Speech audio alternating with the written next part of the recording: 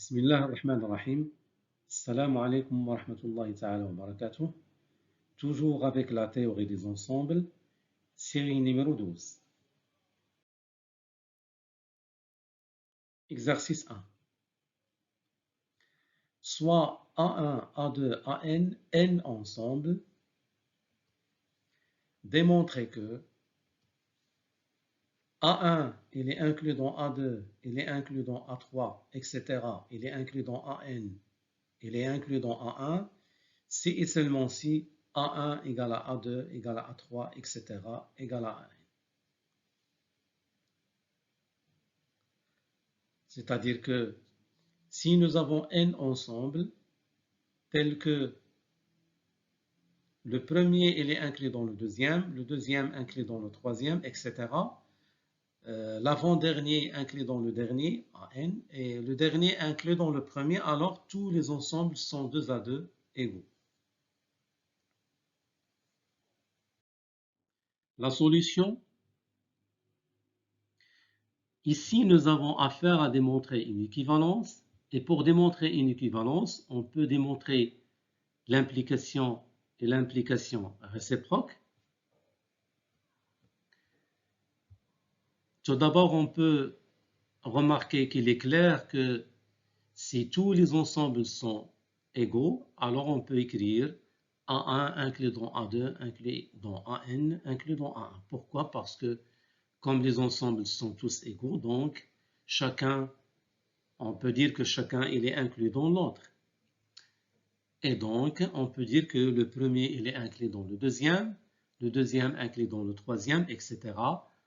L'avant-dernier, AN-1, il est inclus dans AN, le dernier, et AN, il est inclus dans le premier qui est égal à A1. Alors maintenant, on va démontrer la réciproque. Supposons que A1, il est inclus dans A2, etc. Il est inclus dans AN, il est inclus dans A1, et on va montrer que A1 égale à A2, etc. égale à AN. On va faire une démonstration par récurrence, c'est-à-dire on va raisonner par récurrence sur petit n avec n supérieur ou égal à 2. L'initialisation. La propriété, elle est vraie pour n égale à 2, car si nous avons deux ensembles A1, A2, tels que A1 il est inclus dans A2, il est inclus dans A1, alors nous avons A1 il est inclus dans A2, et A2 il est inclus dans A1, donc A1 il est égal à A2. Alors maintenant, ce qui reste, c'est l'hérédité. Soit n un entier supérieur ou égal à 2, et supposons que si A1 il est inclus dans A2, etc., il est inclus dans AN, il est inclus dans A1, alors A1 égale à A2, etc., égale à AN. Et on va montrer la propriété pour n plus 1, c'est-à-dire que on va considérer n plus 1 ensemble, AI, avec 1 inférieur ou égal à I inférieur ou égal à n plus 1, tel que A1 il est inclus dans A2, etc. il est inclus dans AN, inclus dans AN plus 1, il est inclus dans A1. Et on va montrer que A1 égale à A2 égale à AN égale à AN plus 1. Bon, ici, remarquons que nous avons AN, il est inclus dans AN plus 1, inclus dans A1. Donc, d'après la transitivité de la relation d'inclusion, on peut dire que AN, il est inclus dans A1. Donc, qu'est-ce qu'on aura? On aura A1, il est inclus dans A2 jusqu'à AN qui est inclus dans A1. Et donc ici, nous avons N ensemble qui vérifie la relation de départ, c'est-à-dire le premier inclus dans le deuxième, etc. Le dernier inclus dans le premier. Donc, par hypothèse de récurrence, on a A1 égale à A2 égale à N. Donc, les ensembles qu'on a, les N plus 1 ensemble, tels que A1 inclus dans A2, etc., inclus dans AN, inclus dans AN plus 1, inclus dans A1, nous avons donc montré que A1 il est égal à A2 jusqu'à AN. Alors de même, comme AN-1 il est inclus dans AN, il est inclus dans AN plus 1, donc on peut dire que AN-1 il est inclus dans AN plus 1 et donc on aura N ensemble qui vérifie la relation de départ. A1, A2, inclus dans A2, etc. AN-1 inclus dans AN plus 1, inclus dans A1.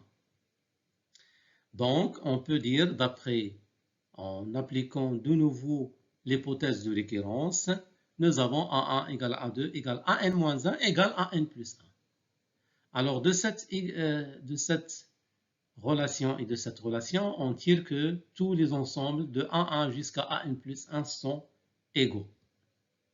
Et donc nous avons démontré la relation, ou bien la propriété pour N plus 1, et donc il est vrai pour tout N supérieur ou égal à 2. On passe à l'exercice 2. Soit A, B et C, trois ensembles. Démontrer que si A il est inclus dans B union C bar, bon, B union C bar, c'est-à-dire le complémentaire de B union C, et B inclus dans A union C bar, alors B il est vide. On va montrer que si A il est inclus dans B union C bar, et B inclus dans A union C bar, alors B est vide. Solution. Supposons que A il est inclus dans B union C bar et B inclus dans A union C bar. On sait que si X est inclus dans Y, avec X, Y sont deux ensembles, alors le complémentaire de Y il est inclus dans le complémentaire de X. C'est-à-dire Y bar il est inclus dans X bar. Donc on va appliquer cette relation à notre hypothèse. Comme A il est inclus dans B union C bar, alors le complémentaire de B union C il est inclus dans A bar. La même chose ici. A union C, le complémentaire de A union C, il est inclus dans B bar. Mais nous savons que le complémentaire de B union C, il est égal à B union C. Car quel que soit l'ensemble X, le complémentaire de X égale à X. La même chose ici, nous avons le complémentaire de A union C, il est égal à A union C. Donc on aura B union C, il est inclus dans A bar, et A union C, il est inclus dans B bar.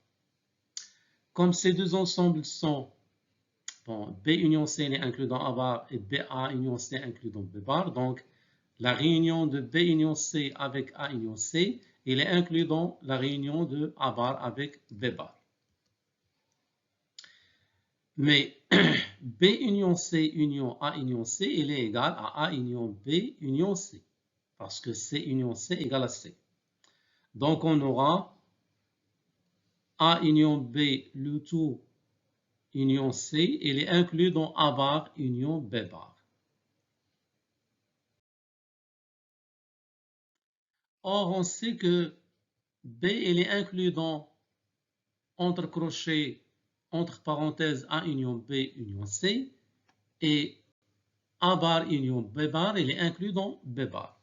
Donc, B, il va être inclus dans B bar, et donc, B union B bar égale à B. Car si deux ensembles XY sont tels que X est inclus dans Y, alors X inter Y égale à X. Donc, بما أن B il est inclus dans B bar, donc l'intersection de B avec B bar égale à B. Mais on sait déjà que B inter B bar est égal à l'ensemble vide. Donc, on aura B égale à l'ensemble vide. C'est ce qu'on veut démontrer.